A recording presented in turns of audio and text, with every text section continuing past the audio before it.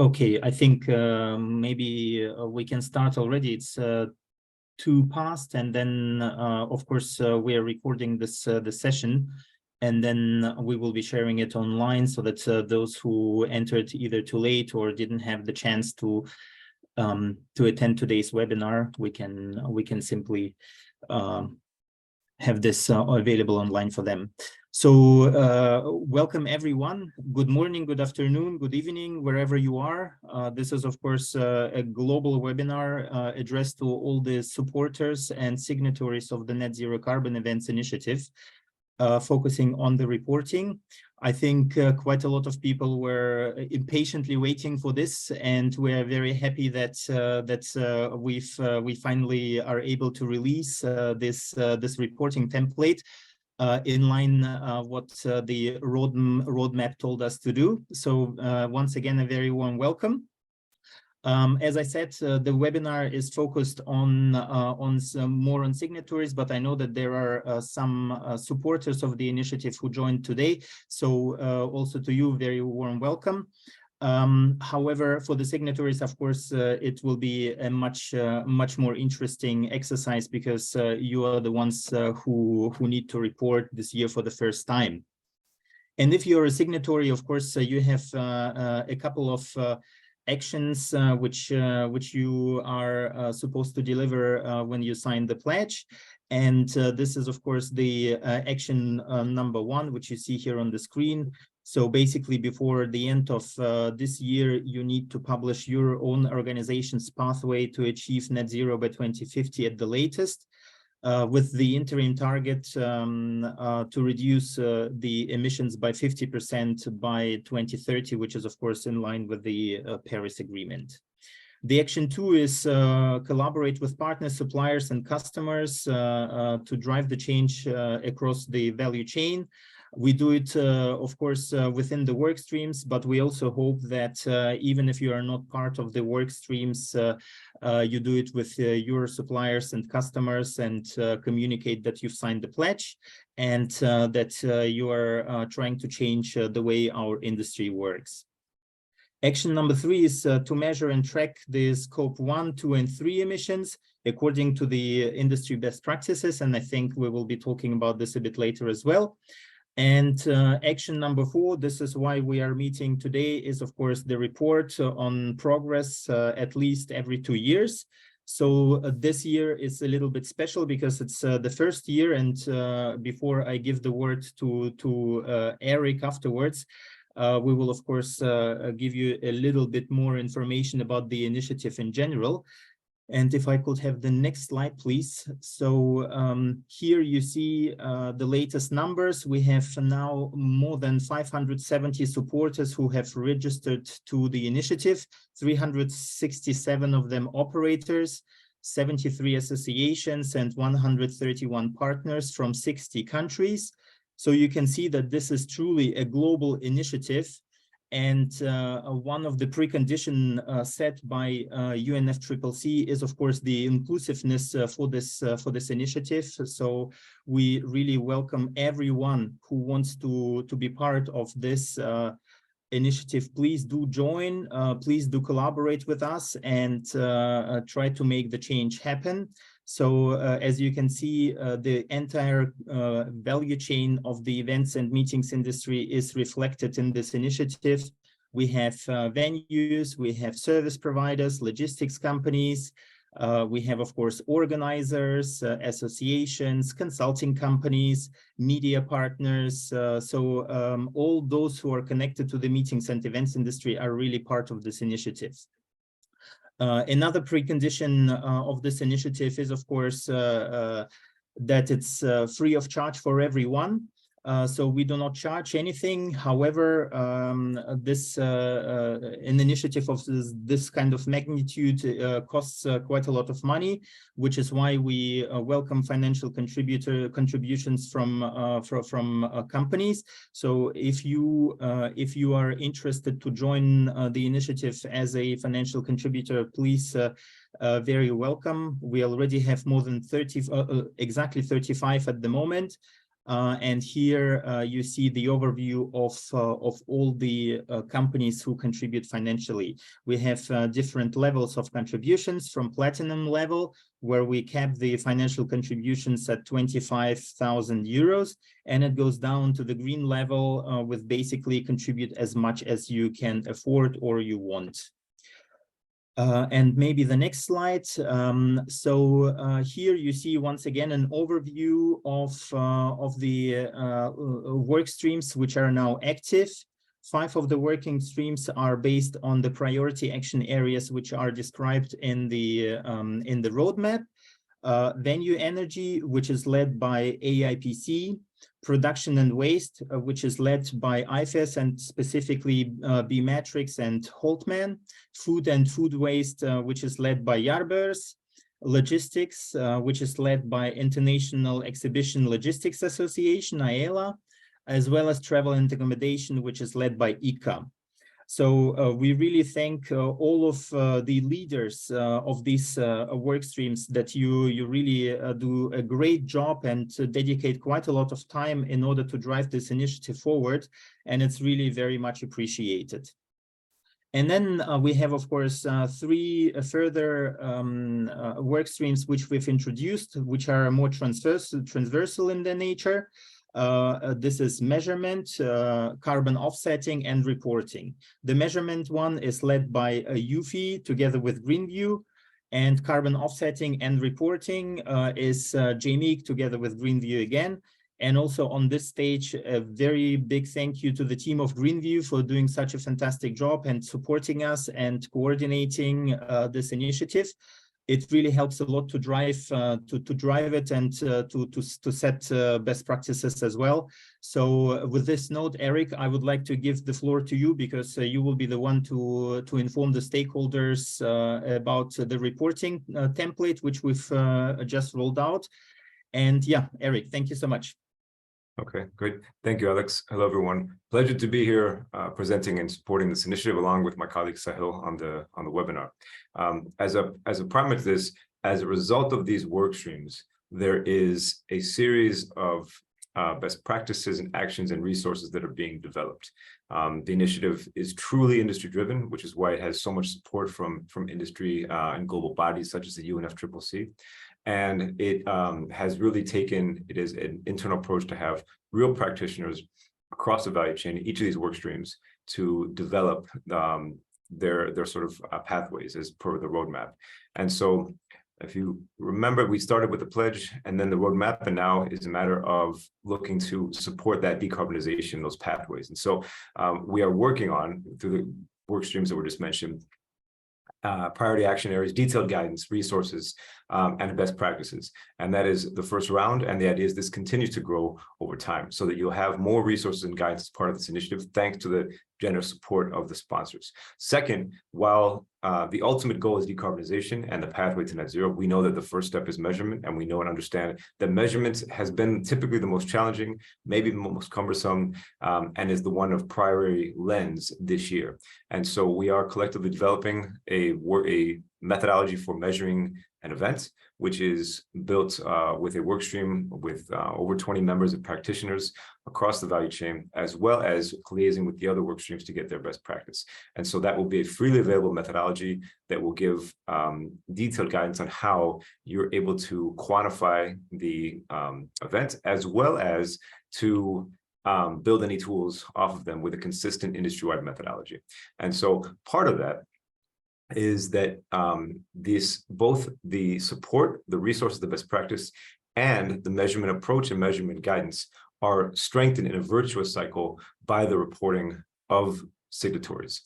And so just to give a little bit of overview about why, and the focus of this webinar really is to understand the concepts and get you started. So first, this pledge, as you've seen, has been an enormous success in its uptake, in its presence, and its global representation. And so the step for the pledge to be credible is to ensure that signatories are following through. But the initiative also, as an initiative that has a lot of signatories who are actively practicing and already doing a lot of information gathering, a lot of reporting, a lot of action right now, the idea is to make sure that that can follow through and show progress. And so I want to make sure that's consistent, and that's the balance we're trying to strike in this reporting. Second is that this can then be a channel for deriving industry data. And so we know that there are some pieces of the event puzzle that may be difficult to quantify. And so the ability of an initiative such as this to derive coefficients based on default data, based on industry-wide data, based on support and resources that are provided is going to further strengthen. And so by receiving reports and understanding and being able to review how the pathways are being drawn by respective organizations, what methods you're using, how you're calculating, and as that strengthens, then we will also be able to strengthen for the collective group of the net zero signatory and supporter community. And then three, as this initiative has been launched and supported by the UNFCCC, the ability to then participate in stock takes to aggregate and show the industry-wide path toward decarbonization and status, whether on or off track, and even hopefully a baseline, so that we are able to then use this initiative to really rally even further to be able to show. And then for those supporters, signatories who are active players in this industry, demonstrate collectively how we're all making a difference, or all contributing to that pathway. So that's really why reporting is critical for these steps. So with this comes the first reporting cycle as action one of the pledge. And so in theory, everybody who signed the pledge agreed that they would be reporting and would be publishing their pathway. Now, what we've done is we've struck some context here, and just sort of the cycle is that we know that reporting itself is a very important exercise, because the exercise of going through doing a report can stimulate further actions for the program development for ESG within companies. We've lived that for 15 years with companies where upon doing reporting, uncover more opportunities, engage more internally, and really can then look to strengthen their programs alongside the report. So we want to utilize that mechanism and make sure that's part of this. But the primary goal of this cycle is to ensure that everybody is actively pursuing the pledge, as well as familiarize yourself with concepts. So there is no scoring, there is no judging, there is no validation here.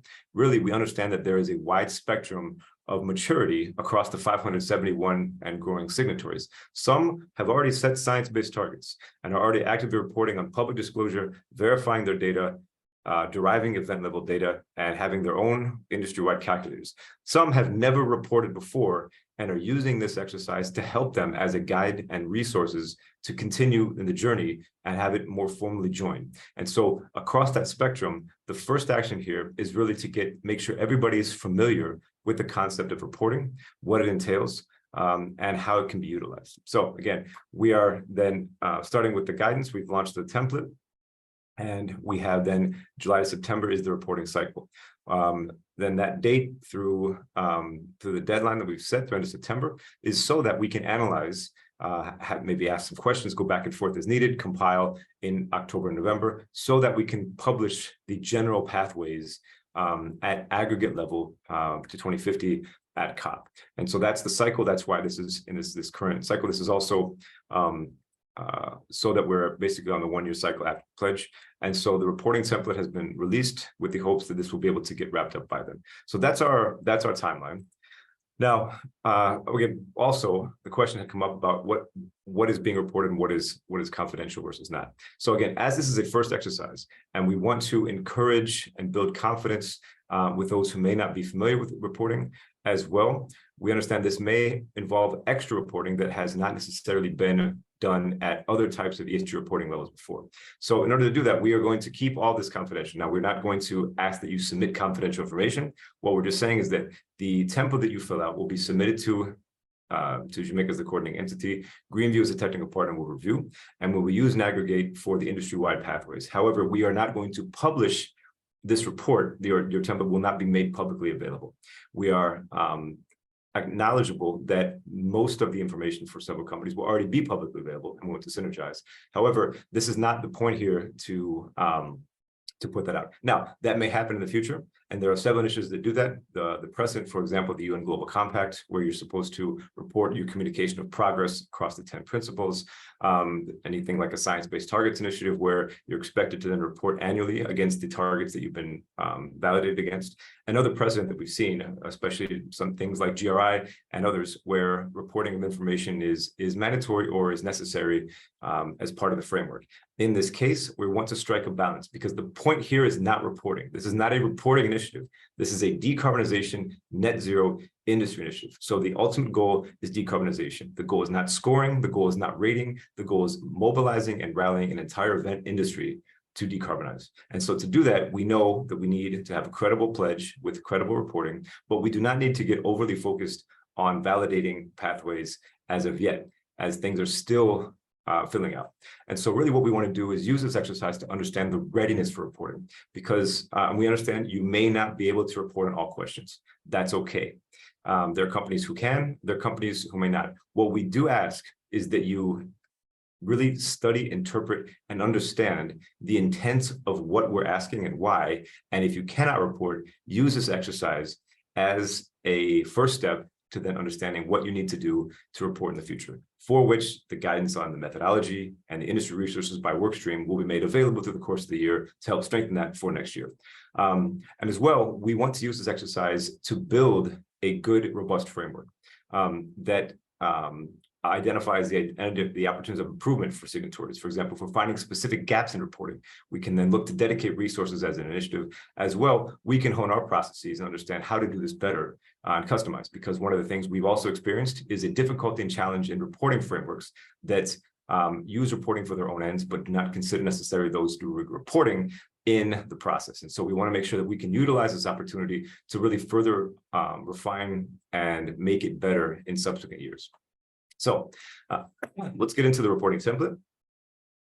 So we have it on a survey platform. This is on the NZCE website. The link has been made available in the chat, as well as been distributed and will be distributed several times. So the first cycle, all signatories will use the same template. This is key. We are not designating different customized templates by entity. So the organizer, the venue, any other suppliers or providers will use the same template. It's that basic, because we want to make sure this is as simplified as possible. In future years, we anticipate there may be the opportunity, ability, and even need to customize reporting templates by industry type, even by region or sub-granular types. But we're not doing that this year because we want to keep it as straightforward as possible.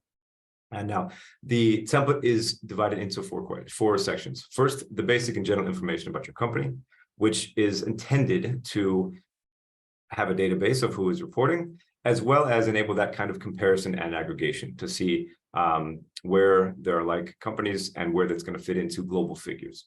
So that's the basic details information.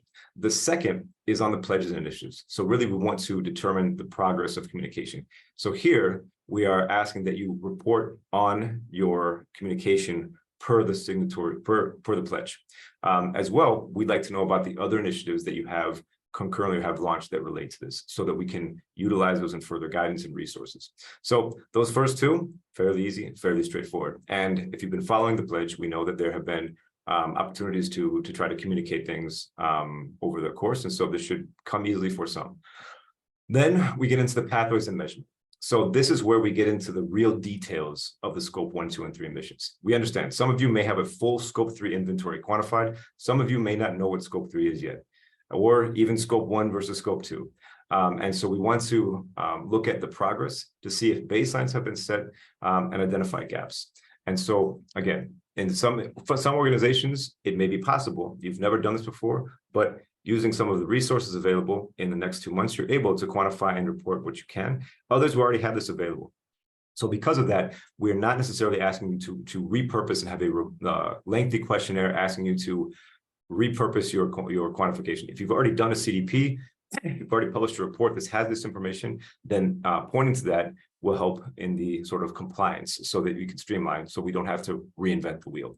But really, we want to do identify gaps and areas of improvement, again, not only for us, for net zero carbon events as industry level, which is likely things like scope 3, but yourself. So again, use this exercise, especially in the pathways and measurement, to see and identify what you've done, what you've not done, and what you can do going forward.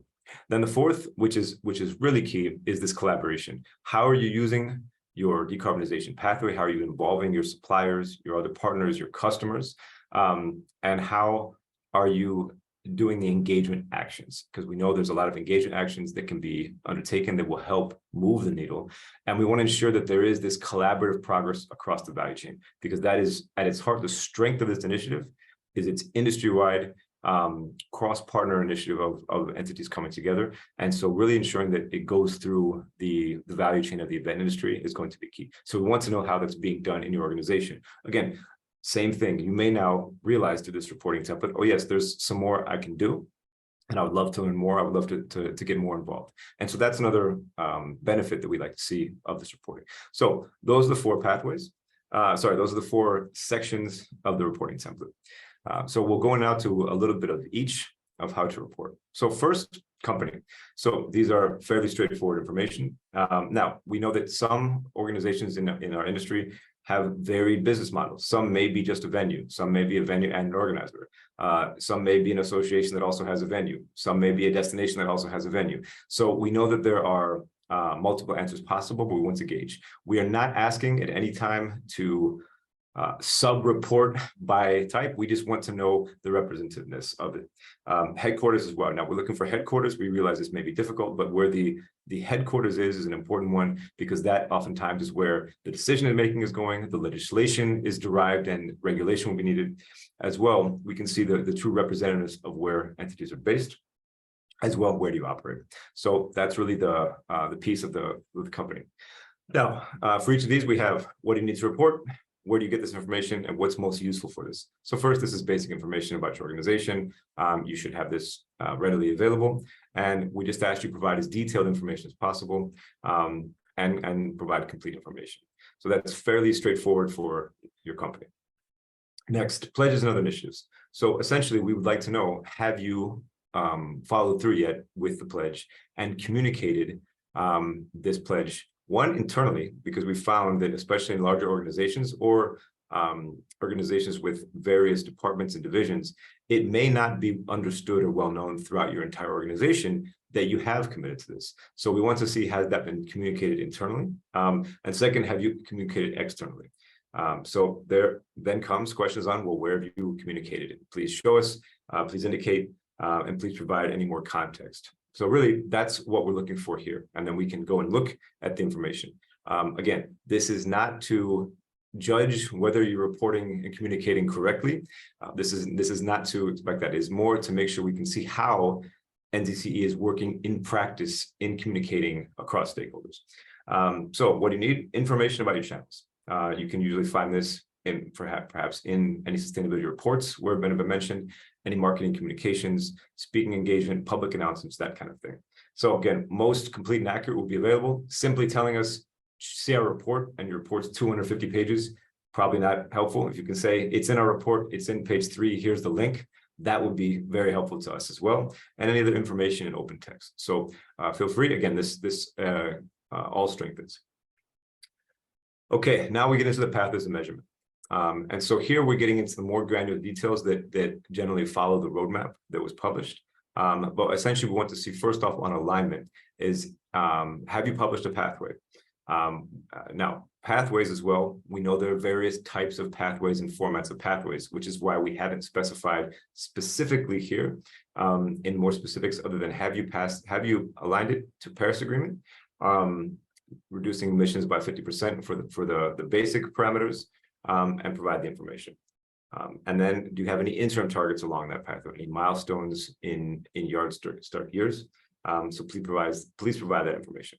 That's essentially it. Now we get into after pathway come the emissions. So we'd like to know, what are you reporting on for your scope 1, 2, and 3 emissions? Now, scope 1, 2, and 3 we know may be difficult to determine what is my scope 1 versus 2 versus 3, depending on your business model. However, we are asking here that you just tell us what you're reporting on, rather than whether or not you classify each of these as scope 1, 2, and 3. And so there might be some transport that we want to know, are you reporting? Are you looking at measuring transport? Yes or no? Some transport is scope 1, some is scope 3, but are you really looking at that?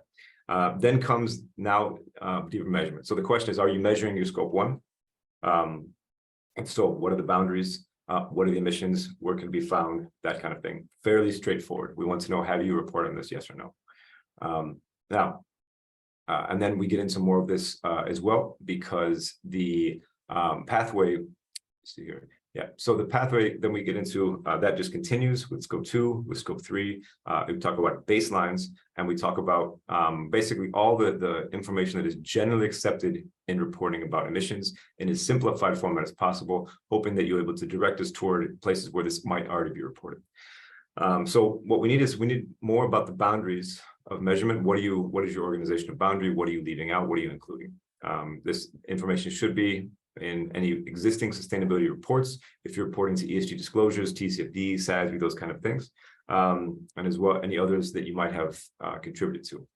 Again, most useful for us will be as much for at least scope 1 and 2. We know scope 3 is difficult, but we'd like to know who has and is looking at scope 3, but more importantly is to look at the scope 1 and 2 emissions, because in the context of an event, which Net Zero Carbon Events Initiative has taken of it being more akin to an entire product itself with several sub-processes, if we can get most of the entities reporting on their scope 1 and 2, then we can get a good picture, because those scope 1 and 2 are the scope 3 of others. So provide as much data as you can collect. Now, what happens if you don't have this information? Now, this is where, between the various work streams, guidance, and the measurement methodology, we seek to help you solve this through this year. But right now, at very high level, you just need to follow the general process of understanding your organizational boundaries. Look first and foremost at the energy sources and data.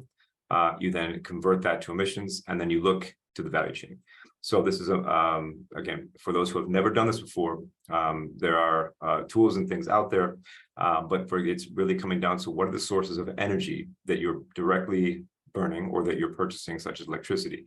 Can come from your offices, can come from other types of things in buildings, as well as vehicles. Now, this is fuel from vehicles, and vehicle use tend to be the most common ones that we find in the organizational boundary scope 1 and 2. And then when you go into each of the facilities or vehicles or other equipment, then comes what energy are you using, and then how do you get the energy data, and then convert that into emissions. At a very simplified level, it's there. And so we're giving a few resources here. The US EPA, DEFRA, WRI have some. All of those are generally available in various resources that are being utilized more commonly, and we'll seek to have more generic calculations and resources for you. However, again, this is not this initiative right now to build tools, to build these templates, especially if they're already being produced, used, and supported across the industry by other players. And then comes, after that, look at the value chain. So we're saying is to look and identify emissions based on what your value chain what exists in the value chain. And this tends to be what your spend is. There are categories of the scope 3 protocol that you may be using. And so we ask you first here, this is where you can inquire among your peers, among your suppliers, industry associations, and bodies about how value chain emissions are reported. You may ask your suppliers if they have emissions, and then look for publicly available tools and calculations. So really, that's really at a crux of it. There are plenty of examples out there, plenty of things. Again, this is the reporting template. So the idea here is, again, we want to judge. So purposely, we're not giving too much information here on quantification, because the premise is that those who have signed will then report, and we wanted to give a little bit of orientation. And as we can then gauge the needs of the wider net zero carbon event community, we can see what more resources will be needed to help them fulfill the pledge and fulfill reporting. Okay, then finally, collaboration with partners, suppliers, customers. So we want to know about how you're engaging with your suppliers about net zero. Are you requesting that they also commit? Are you requesting that data from them? Are you working with them? Are you communicating your commitment and discussing ways? Are you engaging? All of that kind of thing is fairly open-ended here, but we want to make sure that this is the area where we can see opportunities and where collaboration and communication is already happening across the value chain. And so that's really the premise there. It's much more open-ended and qualitative.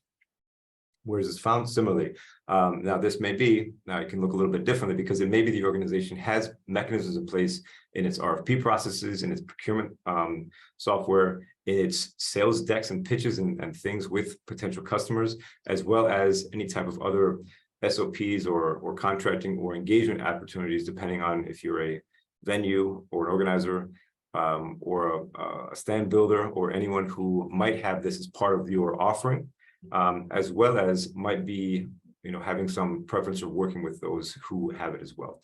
And so really that's what we want to know. Most useful is to check across the various channels on the supply chain, procurement, as well as the sales, and as well as any others that may come up, especially if attendees are considered a partner in this, or exhibitors, that kind of thing. Again, same thing, most useful. Multiple responses are fine. Examples, specific examples will be great, so we can see and highlight to see, here's how the net zero pathway and pledge is being communicated. Here's how it's working in practice. Because this is why we know that there is a lot of collaboration and communication going on around this initiative, which is why we've been able to amass almost 600 signatories at this point. And so because of that, we know that there is a lot of collaboration stuff going on. We want to tease that out a little bit as part of the reporting, because we see that as a way to further the initiative. Okay, well, that was a short one because we want to leave time for question and answer. So with that, I think someone's managed. If there are any questions, please submit them into the chat. There's, I believe, a Q&A there as well. And we can take the remainder of the time, and then we'll wrap up after either time permits or when all questions are answered to talk about some next steps.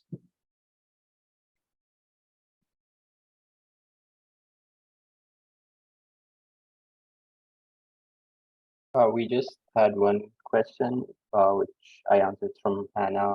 She wants to know what we mean by published when we say, have you published your pathways? Right, if you want to just quickly give an oversight on that.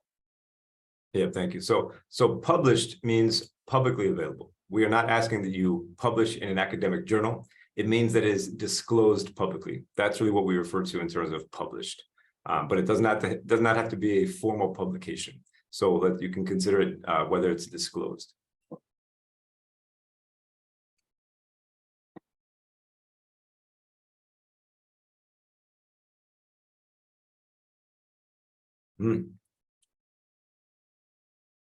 Good question on boundaries and years. Sahil, would you like to take this one? Answer live. Yeah, I think we'll be so for this round we're looking at the most recent year data that you have. I also believe, Alex, that we will be also having another reporting cycle next year where we can also include the most recent year data they have. I think that would be probably the year when you'll have the actual full length idea of your footprint. You can probably communicate your footprint there. But for this year, it's mostly whatever data you have as of most recent. Correct. So to reiterate that this is the first round of showing your pathway. And we understand people on different journeys. And so we say, please tell us what is your year. And so you're able to put that open-ended. So to answer your question directly, your report for 2023 is published in early 24. So the intended approach for you, if you have a report for 2022 that was published this year, and you can use that data, that will be best. Or again, most recent year. Now, we understand that some may be working on their first real report for 2022 because 2020 and 2021 were asymmetric years for the industry. And so it may be that 2019 is the most recent year for some. Again, that's okay. What we just would like is to make sure that whatever is most recent at the time you're reporting is available. As Sahil mentioned, later on, we can be a little bit more specific as we're trying to get aggregates. But for this first year, we want to see who is reported and what. So I think the only other comment to there is the most important is to not wait until 2024 to respond. And so you can indicate our report is forthcoming, for example, you can provide that context. But again, this is confidentially, what you provide, any information are able to provide, you can put it in there and we will then be able to work with it. All right. There is Next another question. question from Melanie, Eric. So just let me answer this, if I may. Indeed, of course, they will be able to join the pledge at any time. The idea is that the initiative grows, and then of course they would have to publish their pathway towards decarbonization by 2050 at a later stage. So basically, if they join early 2024, they would have time until the end of that year in order to publish their pathway. Great, thank you. Okay, next question on, I'm confused by every 2 years. If we're reporting every year for other reasons, are we supposed to provide information every year? No. So this is not an annual stock take. The point here is, again, if we go back to the original purpose of reporting, the original purpose of reporting is to ensure that you are carrying through with what you're doing. We understand that there is a constant change. And so the way this was scoped or determined was, let's not make everyone report every year, but waiting something like 5 years when this initiative has such importance in the next few is paramount. So that's we settled on 2 years. So no, if you're reporting, for example, every year to CDP, every year you're disclosing your annual report, then every 2 years, the second year, you can just report your most recent year. That's what that is. So you're not supposed to provide information every year to this initiative. Okay. Is guidance on reporting available now? So I'll answer that one live. So unfortunately, no, guidance on reporting is not available, other than some of the high level information that's available through best practices, for the specific reason that if we go back to the original set of actions of the signatories, action 4 is reporting every 2 years. This action 1 is really about the pathway.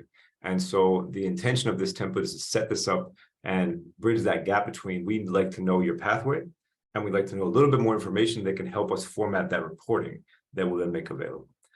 So that's where you have that. So guidance will be forthcoming, but again, this is the other issue, is that we want to make sure the guidance is actually developed with industry practitioners with experience based on experience, basically. So that's why there's a lot of work going on in the measurement methodology, which is taking a significant amount of time to really flesh out all the various aspects of what you can measure and how you would then disclose transparently what you're doing. So that's why it is taking a long time. But again, we are not working in a bubble. There is plenty of reporting out there for an organization through GHG protocol, through other initiatives that can be utilized.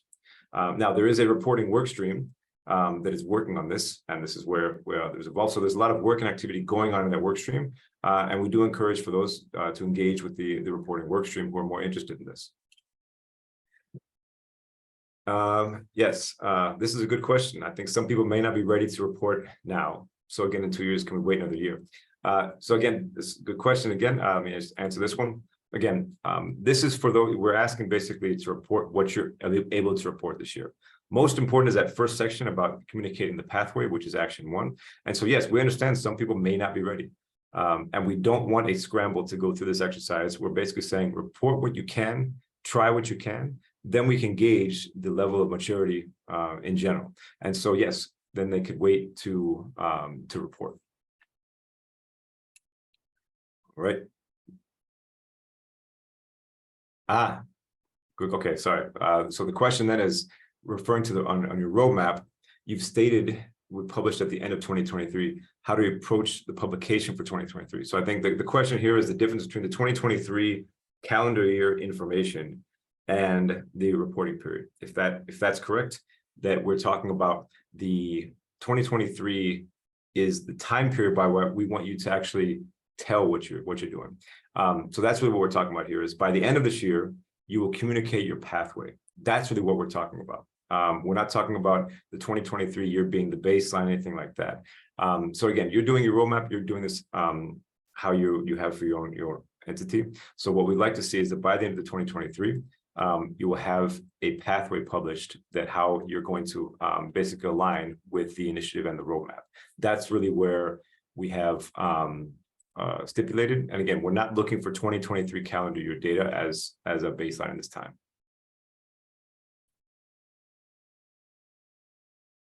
APIs, Yes, we love APIs. So the question is, can we have some easy connections between general reporting frameworks and carbon calculators? So I'll answer this. The easy connection, the easy connection is never so easy as we found. We're working on some things right now where it's just the API is still waiting on DGSI or on CDP. And so, yes, that would be envisioned at some point. But if we think about this, the effort it would take this initiative to go through and try to piece together an API so that you report outwardly would be fairly cumbersome given the exercise here. And so the idea is, if you could just, first off, I think the piece here is that the one thing is feeding into NZCE, the other would be reporting NZCE first and feeding out. The intention was never that you would report first to NZCE and then that would go elsewhere. If the question is, can we then, if we're reporting other places, can that be automatically integrated? It is possible that may be done. But again, we would need to first make sure we really structure what information we're gathering. We need to deal with the various myriad of frameworks that are happening. And as well, that would entail a lot of development, whereas right now, going online, filling out a template and giving the link of your report tends to be the easiest one that we are able to satisfy. All right. Now, yes, you are going to publish your pathway. So again, we've never said, and NZCE didn't say that you need to publish or submit your pathway to here. The premise was that you would disclose it, you would publish it out there. That's what we're talking about here, is what we're asking that first section is, have you published your pathway? Have you communicated NZCE? If so, where? And so that is the duty of the signatory to publish that pathway. Here, what we're trying to do, instead of trying to be the one that channels all those pathways, we want this to be published outwardly, and then you let us know where that's been published or how that's being communicated. So that's a differentiator here. But great question. And does that answer any other questions? This is good. Anything else?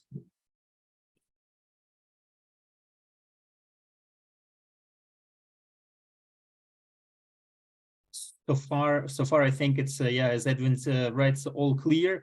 But I'm sure that signatories will a ton of different questions afterwards when they actually fill in the template. So just do not be afraid. You can always contact us.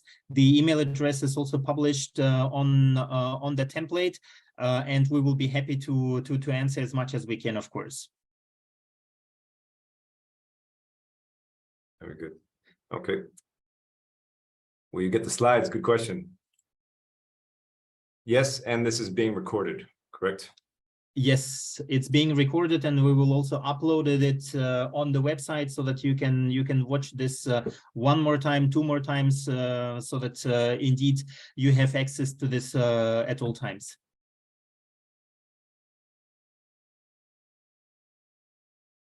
There are some more questions. Okay. More questions. Okay. Does publishing a pathway mean that we don't need to describe in detail what we specifically do? Alex, would you like to take this one? Yeah, sure. Hannah, what we would like to do is we really would like to understand what you actually specifically do. That's why Eric said if you will provide us the link where you publish your pathway, this will help us a lot in understanding what different signatories do in order to achieve decarbonization. As the time passes, the more information we get together, and this will be also, of course, incorporated in all the work which we are doing in future in order to help even more to the signatories and supporters. And then to follow up on that, Hannah, so ideally, yes, you would describe when you're in your disclosure how we're going to get there, right? And we're following these roadmaps. We're following the roadmap. We're looking at these various components for the initiative. Here's what we're going to do. Here's what we're going to do it. We know that that's the way the pathway sort of reporting, net zero reporting has fleshed out. But again, what we're not doing here is trying to make that as prescriptive for how you're doing each thing. We just want to know at a very basic level. Now, there's a reason we've done this. To go back to it, those, again, who've worked with ESG disclosure over the years, we know they never get any easier. ESG disclosures tend to get more cumbersome. They add more questions, they get more refined, more guidance, more specifics over time. And so understanding this will take that direction over time. We want to make sure that we're doing this in line with the ability to report as well. It could be that in a couple of years' time, there's a maturity level to where we can ask more specific questions about the pathway. But right now, what we found is that, again, because there is such a wide variation between those in the level of maturity of how much they're reporting, some very mature, some just starting, we have kept it open-ended. So, but what we're going to do then is take this and see, how are people reporting this? How are they publishing their pathway? What are some good practices? What are some examples?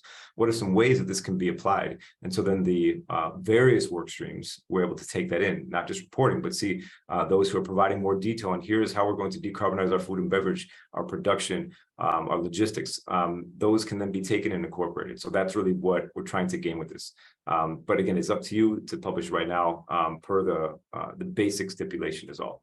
And again, going back to it, we anticipate this may grow in a little bit more requirements for how we report later, but we want to do it in tandem, and we don't want to be onerous right now in the beginning. Okay. Yes, slides will be shown. Okay.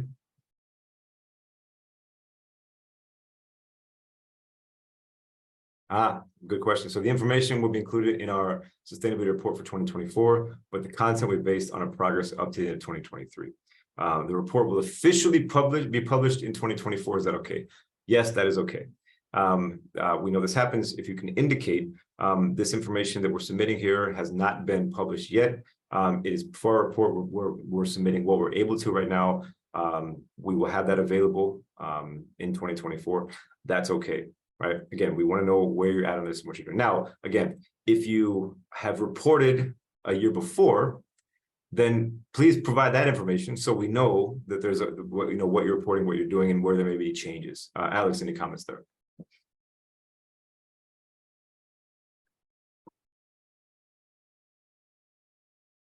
Oh, sorry, Alex. Since you pushed the live one, then you mark it complete. So, no, I just I just wanted to do the job for you so that it's done. Cool. Right. Okay. So in the time remaining, let me just quickly wrap up and then turn it back to Alex. So here we are, screen one. You can see this. So this is the website, NZCE reporting initiative. So right here is where we have the exercise to then submit to the email address reporting@netzerocarbonevents.org. So we're asking this by latest August 31st. Is that correct? So then again, this is in a format where it's open-ended, and you basically go to the next. So you have four sections. If you need the reporting, if you need the content beforehand so you can see it, then we can provide that as well. But basically, here's the website. To go back to the presentation, then here we are. So that's the QR code, which will be available in the recording, and that's where we have the information. I think that the again, most important thing here for the reporting is to start this process off. And engage, ask questions, see what else your peers are doing, and use this exercise to improve and really further the opportunities for pursuing the pathways. Eric, just one more thing. So I think we agreed that we wanted to extend the deadline of reporting until the 1st of October. So it's definitely not until the 31st of August. Apologies for that, but you will have time until the 1st of October. So it gives you a little bit more time to bombard us with questions if you need. Yep, exactly. So apologies for that. We'll change that on the website, and then 1st of October is the deadline. The deadline, yeah. Okay. Great. Over to you, Alex. Yeah. Well, I would like to thank everyone who was involved. Of course, the Greenview team in the first place, and of course all the signatories who joined today. Really great that you took the time and had the opportunity to go through with us and ask some questions. As I said before, If you ever had doubts or anything you would like to know in order to complete the reporting template correctly, just don't worry. You can always contact us, and we will try to do everything what we can in order to help you and to support you, because this is indeed a very important initiative, and the aim is indeed to decarbonize, as said by Eric. So so whatever is in our power, we will do in order to help and support. The next steps, just for your information, all the work streams were asked to submit the best practices in their respective areas. We're already working on this document and we'll be releasing it very soon. So as soon as it's available, you will get an email, and then you will be able to find it on the resources page on netzerocarbonevents.org website. There, in general, you will find all the information which is available. Again, this information is available for everyone, free of charge. So even if you don't receive emails from us in the meantime, you are always welcome to browse this website and to download whatever you need in order to for example, start the developing your own pathway towards decarbonization. And with that, I would like to thank once again to everyone who has been here today, and looking forward to be in touch in future. Thank you, everyone. Bye. Thank you. Thank you.